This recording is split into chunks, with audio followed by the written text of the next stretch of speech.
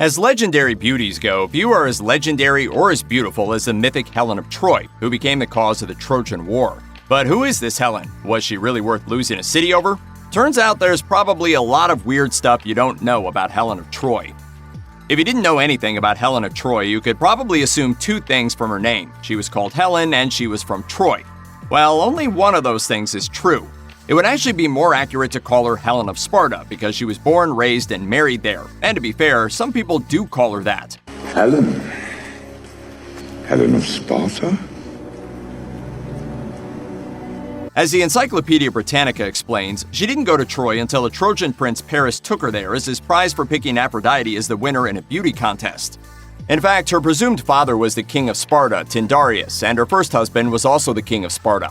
Legend says Tyndareus once forgot to make a sacrifice to Aphrodite, and as a result, she cursed his daughters so they would be doomed to leave their husbands and marry multiple times. That fate applied to his stepdaughter Helen as well as his biological daughters Timandra and Clytemnestra. The latter not only left her husband, but in fact stabbed him to death in the bathtub. Harsh. Tyndareus was only Helen's presumed father because, as was true of so many notable people in Greek myth, her father was actually Zeus. Although Tyndareus raised Helen as his own, he probably suspected something was up because Helen hatched from a giant egg, which is pretty rare for human births. In the most common version of the Helen story, her mother was Leda. If you've seen any art showing a woman getting very cozy with a swan, that's Leda.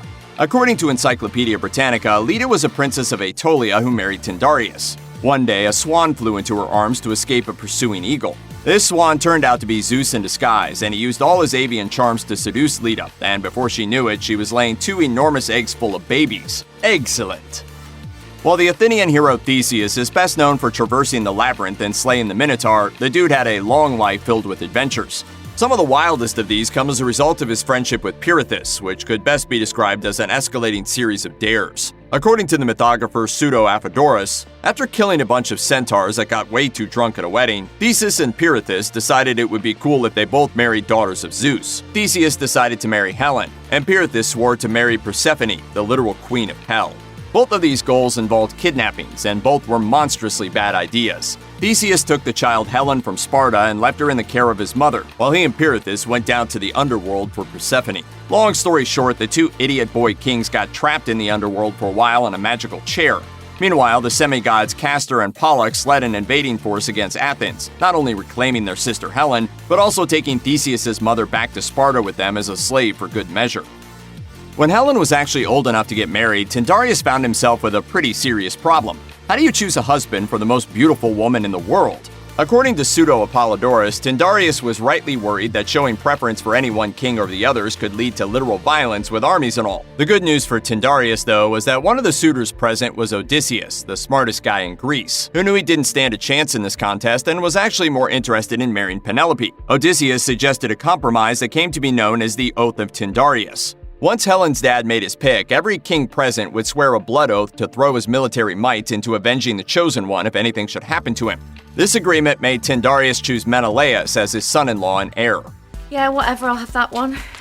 Menelaus of Sparta is chosen. Sweet as a nutmeg! It was this oath that led to 1,000 ships being launched to get Helen back once Paris made off with her. So if Helen of Troy wasn't from Troy, she definitely at least went there, right? Like, that was the whole point of a 10-year war in which many of the leading lights of Greece and Troy became a feast for crows. Well, maybe not.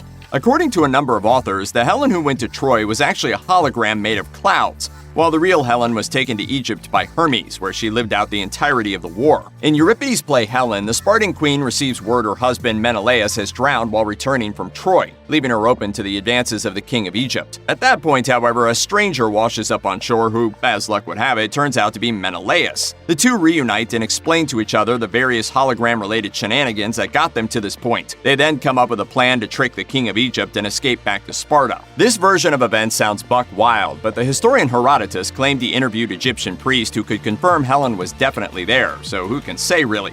If you can't trust Herodotus, who can you trust? One thing the various authors of myths couldn't seem to agree on is where Helen's loyalties lay. If she was in fact kidnapped against her will by Paris, it seems clear she would be hoping for the invading Greeks to win the war, so she could return to Menelaus and their daughter. If instead she was in love with Paris, it seems reasonable she would want to stay in high-walled Ilium with her new beau. Each version has its own supporters. In the Greek epic The Odyssey, Homer tells how Helen tried to expose the trick of the Trojan horse by circling it and doing impressions of each of the Greek kings' wives in order to fool them into replying and exposing themselves. It almost worked, but the clever Odysseus figured out what she was doing and made sure everyone inside the horse kept their mouths shut. The Roman author Virgil, however, says Helen remained true to the Greeks. In Book 6 of his epic The Aeneid, the ghost of Deiphobus, a prince of Troy and Helen's third husband after her brother Paris was killed, tells how Helen went out into the city pretending to perform a religious rite just so she could signal the Greeks inside the horse. For whatever reason, neither author wanted to claim Helen for their side. Pretend you're Menelaus. Your wife just ran off with a young hot guy, you ended up in a big war, and all in all, you're pretty steamed about the whole thing. According to various sources, Menelaus raised a sword to his unfaithful wife when storming the conquered Troy. I want her back. Well, of course you do. She's a beautiful woman. I want her back so I can kill her with my own two hands.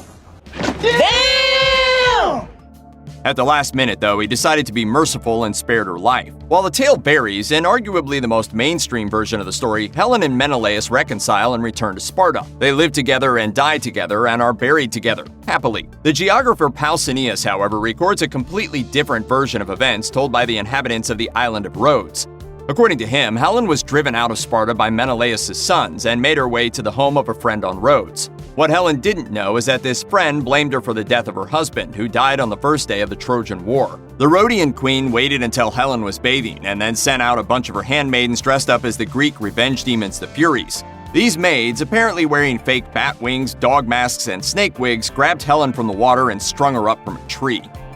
Okay, let's back up a little and look at the facts, or at least what the legends tell us the facts are.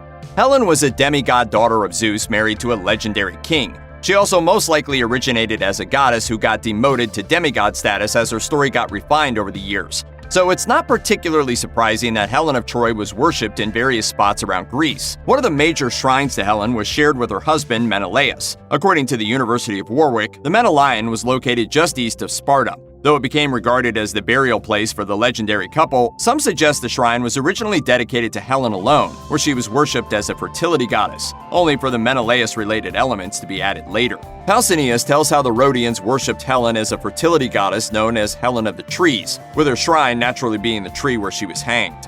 He further says on a temple of the Acropolis of Sparta hang bits of eggshell tied with ribbon, which people believe to be part of the egg from which Helen and her egg siblings were hatched.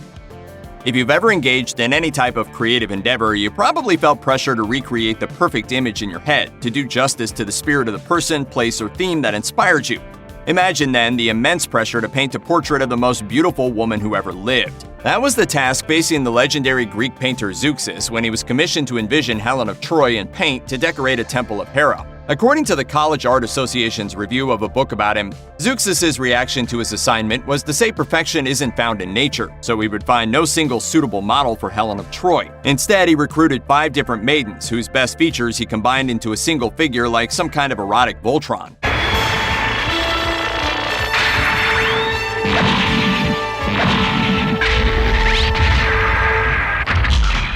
The scene of Zeuxis picking his models became a popular artistic motif itself in modern times.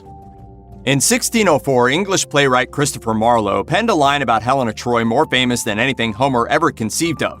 Dr. Faustus sees a demon assuming the form of the legendary beauty and says, quote, "Was this the face that launched 1,000 ships?"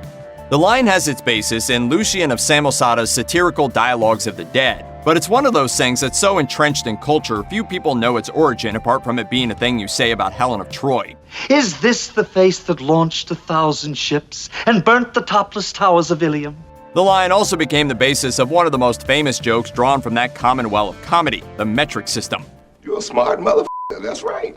The metric system. As the back of the Cereal Box blog recounts, the idea of a metric unit of beauty based on Helen of Troy is often attributed to Isaac Asimov, apparently in one of his more whimsical moods, though mathematician W.A.H. Rushton sometimes gets the credit. The idea is if a Helen is the amount of beauty necessary to launch 1,000 ships, then this is a unit that could be broken down in a decimal fashion. Thus, a millihelen would be the amount of beauty necessary to launch one ship. Now you have an empirical way to tell your girlfriend she's as pretty as a whole half a Helen. Okay, on second thought, maybe don't do that.